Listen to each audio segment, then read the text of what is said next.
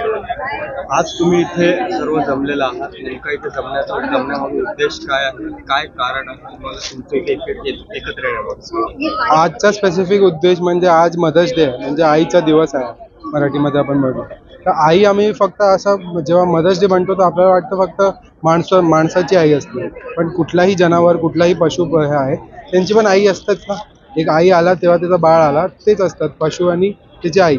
तर त्यामुळे आम्ही जे व्हिगन आता इथे लिहिलं आहे, व्हिगन म्हणजे आम्ही कुठलाही पशु पदार्थ घेत नाही. कुठलाही पशु या खायच्या ह्याच्यात असेल या घालायच्या ह्याच्यात असेल या एंटरटेनमेंटच्या आम्ही झूला जातो ते पण काहीच नाही.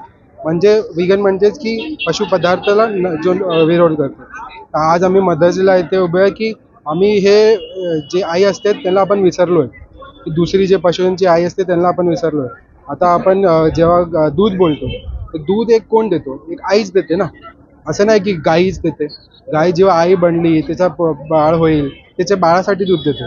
पण आज आपण एवढा इंडस्ट्री बनवून ठेवली दुधाची. फक्त दूध नाही, त्याचे पदार्थ पण एवढे एवढे एवढे आपण खातोय.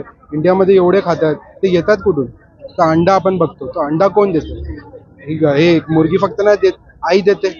आई जेव्हा अंडा देते तर त्या अंड्यातून ते हसतो ते बाळ येणार आहे ते वेगळं. आणि आता आपण ते अंड्याच्या इंडस्ट्रीमध्ये जे मेल बाळ असतो तो अजून त्याला हे माहिती नसतं लोकांना की मेल बाळ असतो ते अंड्याच्या इंडस्ट्रीचं कायच कामाचं नसतं.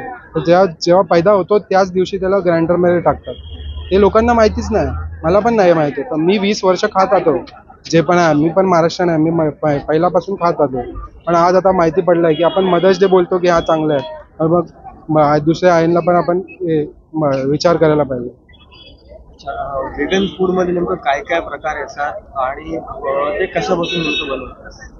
व्हिगन फूड आपल्याला वाटतं असं काय खूप खूप वेगळंच आहे, पण मी सकाळ बघा काय बोलतो जन्मापासून तेच खात आलो. डाळ भात रोटी सब्जी हे काय व्हिगनच आहे.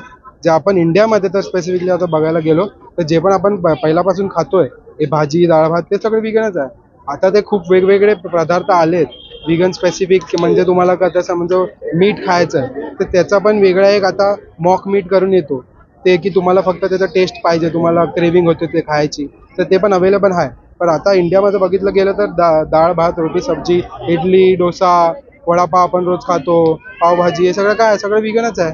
फक्त पशुचे पण जे पण पदार्थ देतोय ते आपण साईडला केलं तर सगळं व्हिगनच आहे. असं काही स्पेशल आहे नाही. इंडियामध्ये खूपच अवेलेबल आहे, असं काही स्पेशल नाही कुठलंही. हां, सगळं आपलं इंडियाचं तर खूप चांगलंच आहे.